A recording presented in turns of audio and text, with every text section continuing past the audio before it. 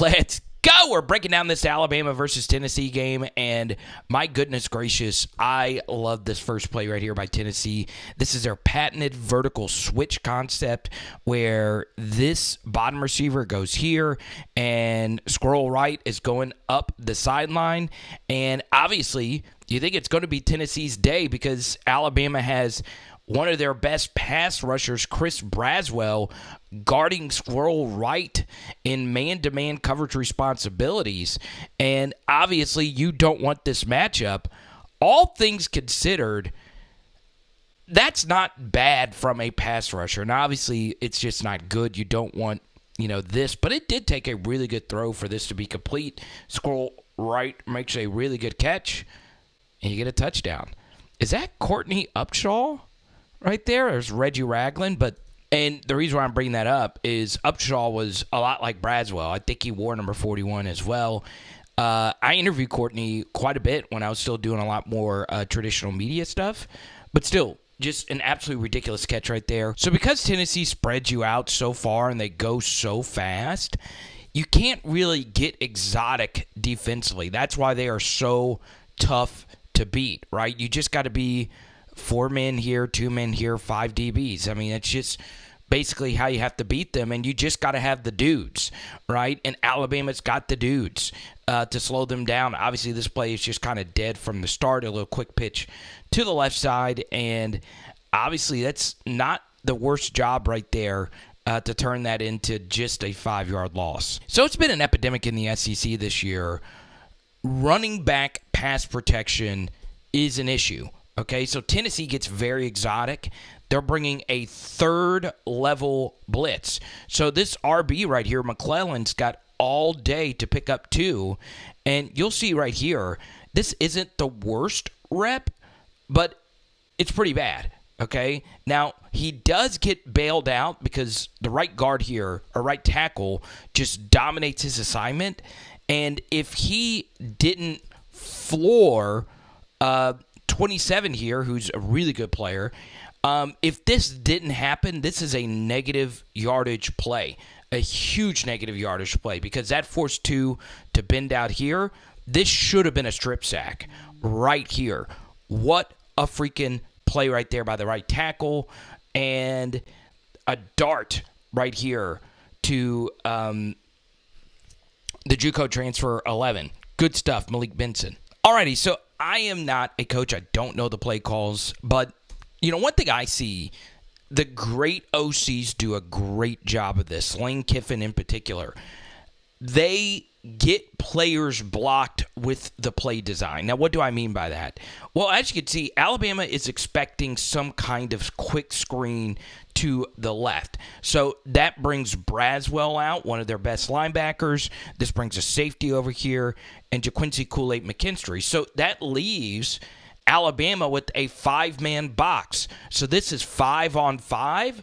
And this is honestly just a really good run right here by Milroe. So he actually runs this like a running back. He presses a hole to get this linebacker to commit to this A-gap, and all he does is just bounce it.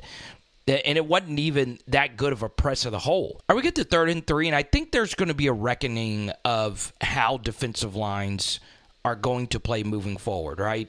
Do you want your guys to penetrate into the backfield and make plays, or do you want them just to maintain their gap integrity?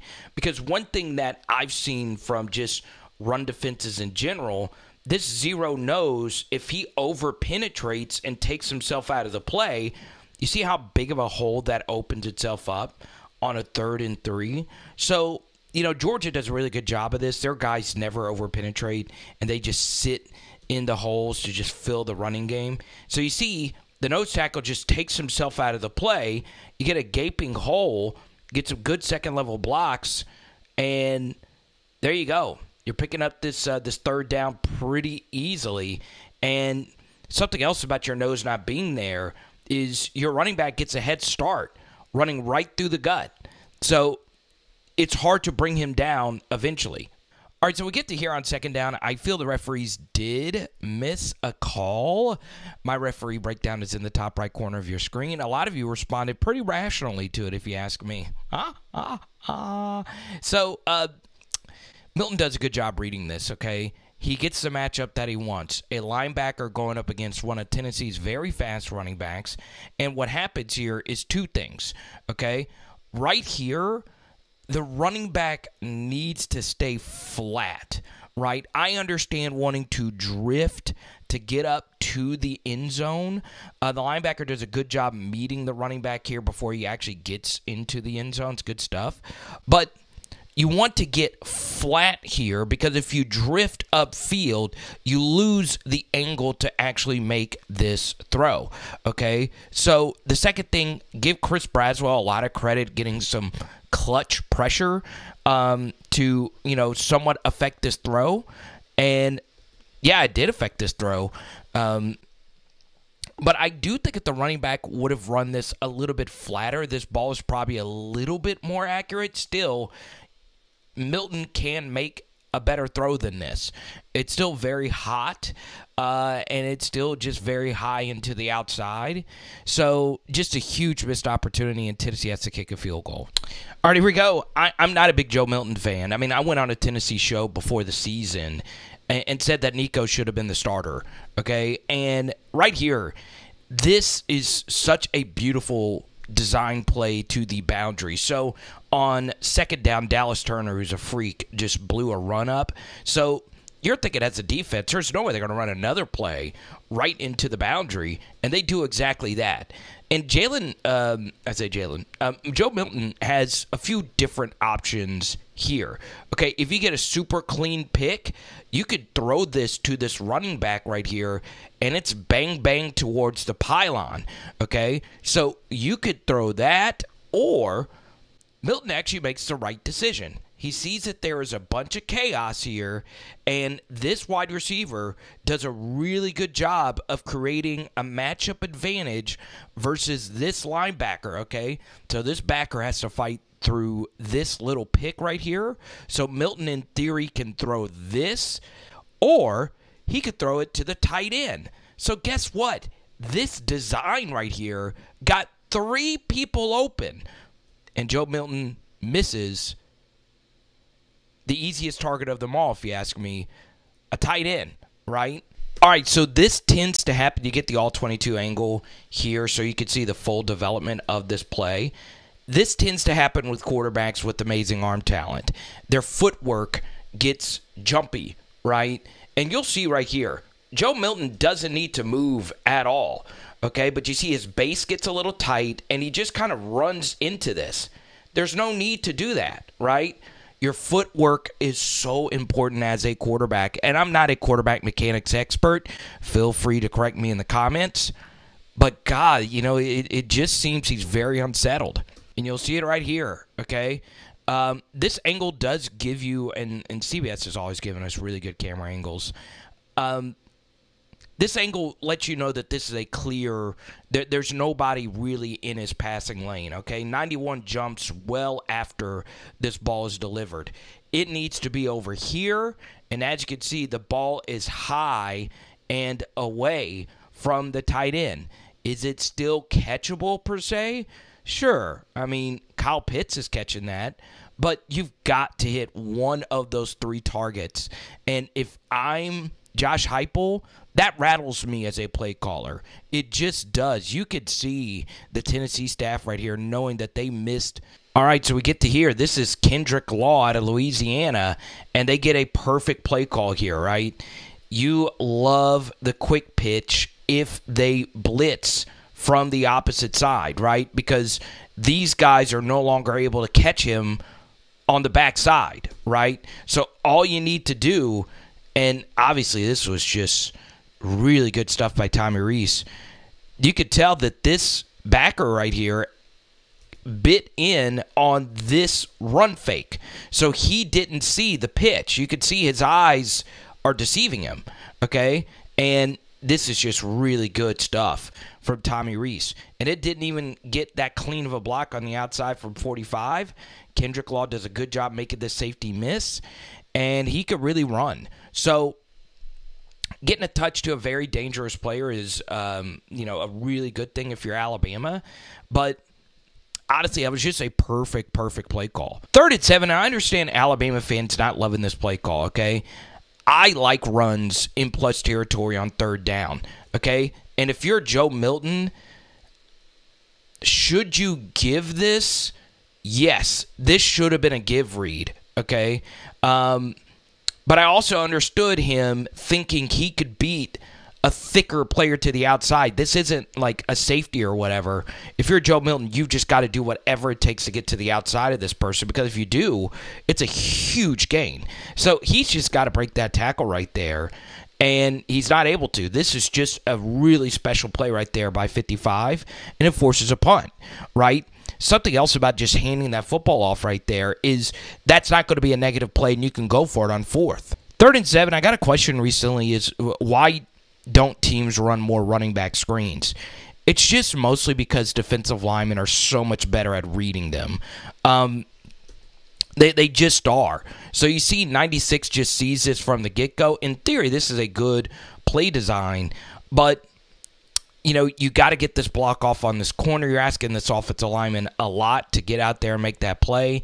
96 just saw it the entire way, and guess what? You force a punt. All right, so we move ahead to this 3rd and 7.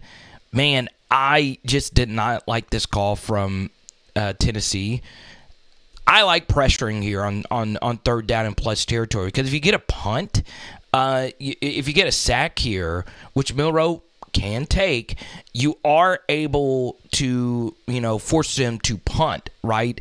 I like just being a little bit more aggressive. This is a really good design to get a chip right here with your offensive lineman struggling to block rush ends. And the protection here is just perfect. Milroe actually had a couple guys open on this, okay? He could have hit this dig if he wanted to. He could have hit this underneath, but he picks by far the best option, a wide-open Jermaine Burton. Man, I know Tennessee would like to have that one back. I saw that they, bailed that safety out to a deep, deep, deep third. 3rd and 7, obviously we broke this play down already in the referee piece. Won't spend too much time on this one. Okay, in this situation, if you were scouting Alabama, the one guy you've got to guard in the red zone is Burton, okay? Especially with this corner having outside leverage. I understand Milroe does a good job looking right to hold this safety right here, but the entire time I would want this player to keep his eyes on this side instead of this side, because you have a safety right here already, okay? So I would have preferred him to be a little bit further over here to help on Burton. This is really good stuff. Once again, Alabama's pass protection was really good in spots, and even though 27 was able to spin free eventually, it's too late, and Burton just ran a perfect route, sat in right here, and takes an absolutely massive lick, and of course gets away with being dirty. So still really good stuff by Burton to get open. You'll see it right here. I mean, this is just amazing route running and getting right at the goal line. Man, it's just good stuff, and it's just too easy. Once again, you would like that safety to be over there just a little bit quicker, but that's just a big, big, big catch. All right, so move ahead here. Alabama starts stopping Tennessee, and you see those Milton mistakes are huge, right? Even one of those plays being completed that we showed you earlier makes this a 17-7 game instead of a 13-7 game. And, man, just give Tennessee's defense a lot of credit, right? Yes, they were not perfect, but with an offense like Tennessee's, if you only give up 27 points, you've got to feel like you should win this game, okay? Now, so we get to hear, and Tennessee's as good as anyone, stressing your defense to the boundary, otherwise the short side of the field, okay? Man, this protection actually breaks down. Good stuff by Milton to step up in this pocket, and notice, yes, once again, we don't have the all-22 angle here, but could this ball have been delivered sooner? And had there been a better throw? Yes, but notice what happens when you have a wider base, right? You're not getting jumpy. You're throwing while you're taking the hit. We know he's got plenty of arm talent. We know he throws a very catchable spiral almost every time. Look at that catch right there by Keaton. Huge, huge stuff. All right, let's break down the Castles touchdown right before half. This is just an absolutely beautiful design. It's to the short side of the field, once again, the boundary. And Alabama elects to bring a zero pressure. So normally in this situation, you'd think Dallas Turner's coming off the edge. No, he's actually guarding the running back out of the backfield, Sampson here. And you'll see the blitz works, okay? Alabama essentially gets unblocked even though this is technically a B gap pressure, okay? So you get a fast backer with the running start coming right through the middle, okay? So it's cover zero across the way. What does Tennessee do? Well, they run a good play for zero. Get a nice little rub to create some traffic right here. And Joe Milton, this time you want your footwork to be jumpy and fading away because you got to back up to give Castles time to run into this space. And as you'll see right here, Milton actually underthrows this ball to make sure that the tight end has a very catchable ball. That's really good stuff. And Tennessee scores right before the half. And a good job by this camera guy protecting Castles from the rig. Good stuff. One thing I love about Tennessee's staff is they do a good job in Hail Mary situations to blitz, right? Rush 3, bring 2 really fast guys off the edge because, look, you got 5 guys. You should have 6 defensive backs be able to stop 4 players in a Hail Mary attempt. So with the faster guys coming off the edge, it's hard for Milton to buy time. Little bit of a hold there. No big deal. You had a blitzer coming from the backside who was able to make that play. Good stuff. All right, so it's 1st and 10, and this was just a massive problem for Tennessee. If you're a defensive lineman, one of the most important things you need to do is not fall down, okay? So we got a little bit of a stunt through this A-gap, and they're blitzing from this angle. So you have to feel pretty good about your run defense. You got every gap filled right here, but you notice the nose tackle here. It's one thing if a blitzer who's given up 100 pounds here gets knocked to the ground, but your nose tackle can't fall down right here, okay? He falls down and gets pancaked, and look at how big this hole is, okay? It's gaping, all right? 21 getting dominated over here, and this safety who had man coverage responsibilities on this player gets wrong-footed. Okay, I'm guessing he had main coverage responsibilities. I don't know why he would be stepping this hard this way. So now he's wrong-footed to make this tackle on McClellan, and that's just horrible run defense just right out of the half. And you're giving Alabama all these yards, right? Multiple mistakes right there opens up just a massive, massive, massive hole that any running back is going to be able to run through. Now, you guys are literally at my neck for my referee piece, okay? I don't care. I don't care what rules analysts would tell me that this is not a hold. Okay? Yes, from this angle, it is near impossible to see exactly where his hand is, but it does seem the fist is around the neck right here for an extended period of time. That's just that. I'm sorry. That's got to be called. It just does. But still. Huge play right here by Isaiah Bond, who's playing really well. And one thing that just is the big rage right now in modern offense is pre-snap motion. And when you pre-snap motion to a stack, you can see Judy Lele right here. The communication gets off, right? So what happens here is, Judy Lele stays in man coverage right here versus Burton. And now this safety is probably confused on what he needs to pick up. Okay, so he's keying Burton right here, and this opens up a wide open corner post combo right here by Isaiah Bond. And 12 is just wrong-footed. Milton sees it. Good stuff. And, could that ball have been delivered a half second sooner? Sure. But just a good play design to get that motion to stack that receiver. And now the safety is just clearly beat over the top. And this is just not what you want to happen versus Alabama. Up to this point, Tennessee had been dominating this game. And a lot like the Arkansas game, Alabama hit a deep shot right over the middle. And Tennessee does the same thing here. And this is where Alabama just began to dominate, okay? 27's a really good pass rusher. He had some good moments in this game, but good stuff right here by Latham. Once again, you got to be able to keep your feet. You just do. Now, once again, I understand you guys think I have a conspiracy against Alabama. That's perfectly fine with me. This was a missed holding, but I'm a little bit less sympathetic when the missed holding comes on the byproduct of one of your players causing the holding, right? So this defensive tackle falls down. Once again, you have to keep your feet. So once he falls down, this forces Caden Proctor's knees to get folded underneath. And just naturally, he's tugging down 90 right here. Okay? That is a hold. I'm a little less sympathetic to it, though. That was a play that I charted that it should have been a hold. And remember, Bama only had one penalty all game. Still, Isaiah Bond, big-time catch right there. So, yeah, there was a missed call on the punch. If you want to see the video on that, it's following in the top right corner of your screen. That's got to be called. Alabama should have been able to continue their drive. But still, overall, the refereeing was still overwhelmingly in favor of Alabama in this game. It still helps, though. Will Reichert, of course, kicking at an extremely high level. So now we get the second down, and guess what? You got the zone read game going. You get an explosive run. Once again, I thought Heupel caught a good game overall, okay?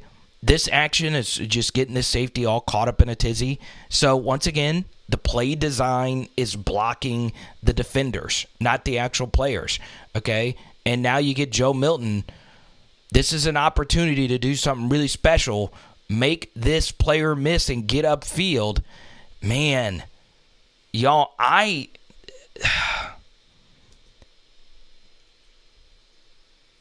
you got to get big right here. I'm sorry. I know this is going to come off very wrong, but this safety right here, the true freshman Downs, does not take the best angle here, okay? And you see Milton just kind of flinch up right here, and he's kind of just welcoming in this contact. If you just run as hard as you can through this, it's off to the races, okay?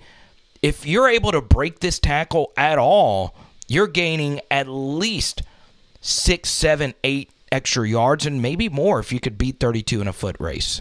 All right, so I didn't show you on the very first play of this drive. I think Milton missed a dig to a receiver, and then we get to here. Just judging by how this play developed, he's supposed to look right and then immediately work left to the one-on-one matchup versus McKinstry, who's just right now the best corner probably in the SEC. Abrams Drain, of course, in Missouri is pretty good. There's a lot. If for some reason he actually stuck with this matchup versus Malachi Moore, it's actually open, right? And you'll see it right here that Moore is beat. Okay, so if you would have stuck with this, that's there, but this was just a called one-on-one shot versus McKinstry the entire way, and the coverage is just absolutely perfect. So up to this point, it looks like Joe Milton's playing an amazing game. Those numbers look absolutely amazing, but he's missing some shots, okay? And this is another misfire. Now, this isn't totally on Milton. It's a miscommunication right here between him and the receiver, but it's 3rd and 9, and you have two different checkdowns that are picking up this first down. This right here, but he makes the right decision to throw to this receiver. Receiver thought he was just going to sit right here. Milton decides to lead him into that space. Bobbles ends up making a really good catch, but if you're able to keep your feet, you're racing forward right here for a first. I like the decision to go for it. I really do. But with the backup right tackle into the game, he actually does a good job, doing his assignment. This is just too easy, if you ask me, right? They know you're running when you get tight. You've done such a good job spreading them out, and this is just not a good play call. I don't quite get it. You get unblocked pressure just coming around the edge right there, and it's an easy stop by one player, okay? Now, Heupel could tell you, hey, I'd like to see my running back just one-on-one versus a linebacker to make a better play on this, carry this linebacker. Maybe if it's a different RB, a bigger RB, he's able to break through that, but still, It's just dead. So I know the final numbers looked as if these quarterbacks played a great game. Man, I'm not so sure about that. Okay, so we get a 3rd and 3, and they're running mesh, okay? And this is where you want to go with the football. You don't need all the yards, right? So, as you all know, Jalen Milroe is not a really good intermediate thrower. Just hit this. But his eyes are locked in on Burton. He wants to make Burton work. And he throws this football right here, and Burton makes one of the best catches you'll see in the SEC this year. I don't know how he was able to keep his feet. And he falls forward for all these extra yards. All right, here we go. We go to this 1st and goal. And this is just a really good run by Jace McClellan, okay? Ultimately, it's on this corner, okay? The corner has contained responsibilities. There's no reason for you to be worried about 45 here, okay? And he's just late setting this edge, okay? Now, he takes a horrible angle. This is really good running by McClellan. He sees that, and he's able to bounce it, okay? Now, is this holding right here on Benson? No, it's not, okay? I understand that a lot of Tennessee fans wanted this one, okay? And when you put your hands up like that, you're kind of asking for it, and Zero's asking for it. Good job by the referees here, staying disciplined and calling this one correctly. So I know Heupel was disgusted after this holding call, and for good reason.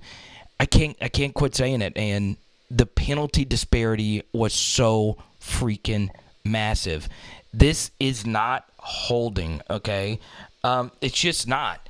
Just because he got beat to the inside really doesn't mean a whole lot to me here, okay? So 87 right here is blocking 30, okay?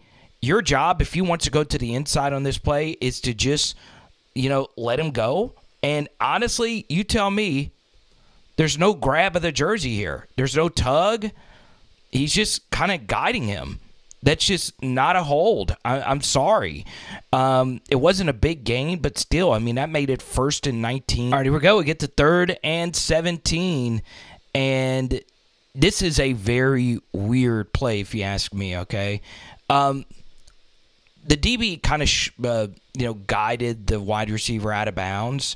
So I think in this case, Keaton is available, but as you'll see right here, there is a safety capping this. So there is no throw open here. It's a 3-man route, so you also have a deep dig route right at the sticks. That's not there, okay? It's obviously very much covered. Now, out of any play I charted in this Tennessee game, I understand that, you don't want to throw to 84 going up against McKinstry at all. But Joe Milton has the arm strength to pull this bad boy off. Now, if he is able to throw this, okay, I do think he's looking in this direction. This would have been the most extraordinary display of arm strength we have ever seen in the SEC. Okay, from this angle all the way here, it is open, right? God, I would have loved to have seen Joe just let this rip. But he does a smart thing here to extend the play. Okay? Now, the issue is, since 84 is that deep, you can kind of see Joe say, hey, come back. All right? In this spot, I would just have chunked this right here. Because his back is turned, and, you could work your way back. Man, I would have loved to have seen him just throw this up with the back being turned and him just being, kind of helpless here, the DB. But I also don't mind throwing this check down because you give your tight end a chance to pick up these yards right here. In this spot, I'm just an aggressive person when it comes to 4th down decision making. I would have gone for it, but Tennessee likes to punt. 3rd and 10, and this is just a backbreaker, okay? When you play Alabama and you're going up against a dual-threat quarterback, the level of Milroe, you want to force him to throw for first downs. Okay, so what I'm telling my pass rushers here on a twist stunt is you as the guy going around need to make sure you just stay central, okay? don't get caught up getting stacked with the other defensive linemen, because what that does is it just opens up huge rushing lanes.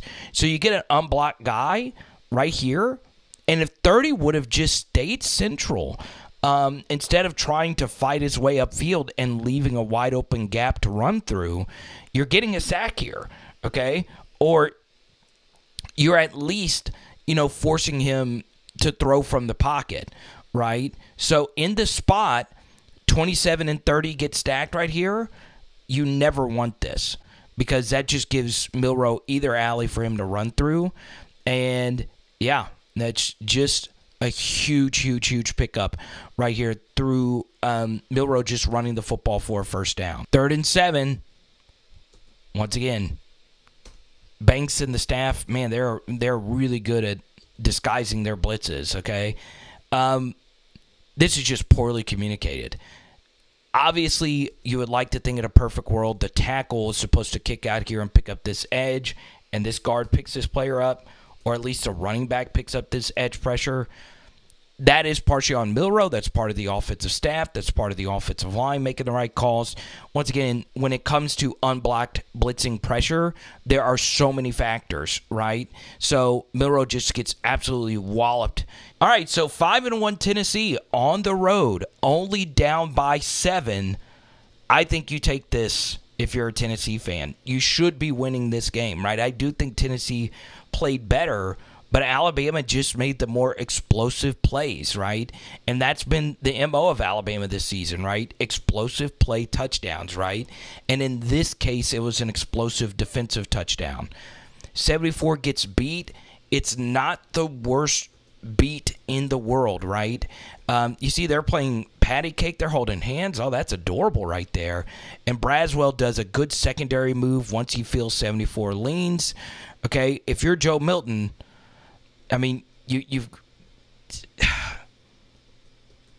throw this, actually. I mean, it's not for a lot of yards. Obviously, this receiver's covered right here. Throw this little pivot, whatever you want to call this, okay?